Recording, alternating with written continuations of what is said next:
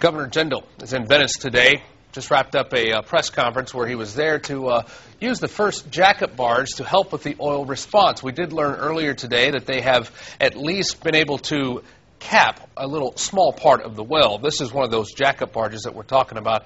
Governor Jindal is expected to be here, and then he's going to move on to other parts of the parish where they're just starting to see the oil sheen begin to get in that area. Let's go ahead and listen in now, just a few moments ago, what the governor had to say about this whole process.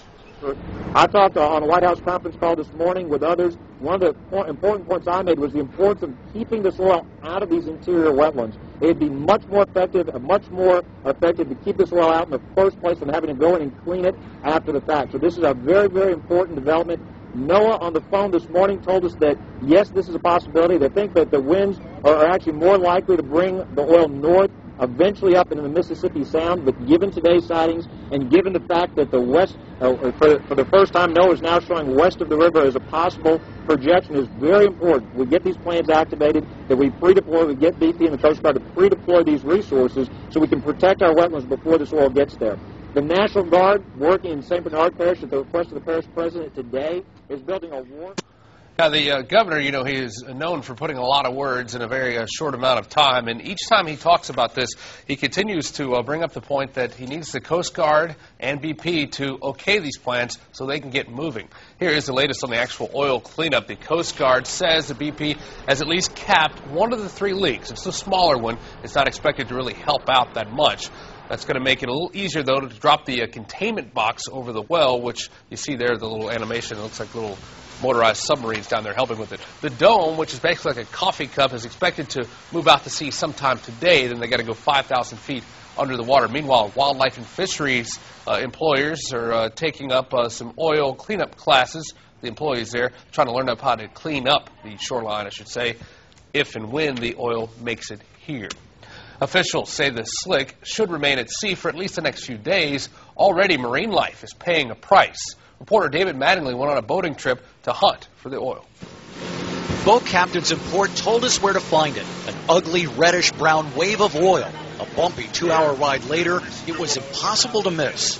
Okay. Finally, here we are 15 miles out. We've slowed down. The seas are still pretty rough, as you can see, but I don't know if you can see it or not. But just right here in front of us, it looks almost like a red, muddy line through the water. That is the oil. National Wildlife Federation President Larry Schweiger believes the impact on wildlife is inevitable. You can see it's been treated, so it's breaking up and it's dispersing into the water column. It looks like pea-sized blobs in the water, millions of them, all the way down. Okay, I'm going to grab a towel here.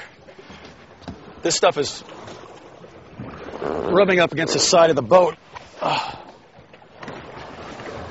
There it is. That's what's in the water. That's sticking to the side of the boat right there. If this is doing this to the boat, what is it going to do to anything that lives in this water? It's going to be very, very hard on the fish and shellfish. And the oil seems to go on forever. Over here, as far as the eye can see, there is like a red line of that oil going right across the Gulf of Mexico. It is endless. And as bad as it looked, it was about to get worse. This is something we didn't expect to see. This is a sea turtle. It's right here in the water. It's right near the top. It's swimming right in the middle of all that oily mess out there. We're going to try and get as close as we can. And he's having trouble. That's why he's doing that. He should not be doing it. Clearly in distress.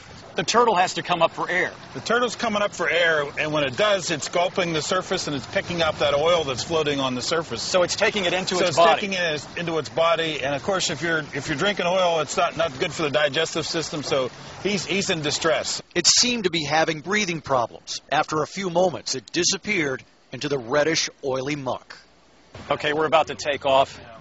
Didn't want to leave without getting a souvenir. There it is, the Gulf of Mexico oil spill. That's just one leading band of it. You can see how it's floating to the top and how nasty it is. And all of this is going that way, back towards shore. Well, could have done without his souvenir. The turtle apparently did not make it. We checked on that in that story. They've had about 20 altogether wash up on this shore, so it's going to be a big-time impact for there, so we'll continue to follow it.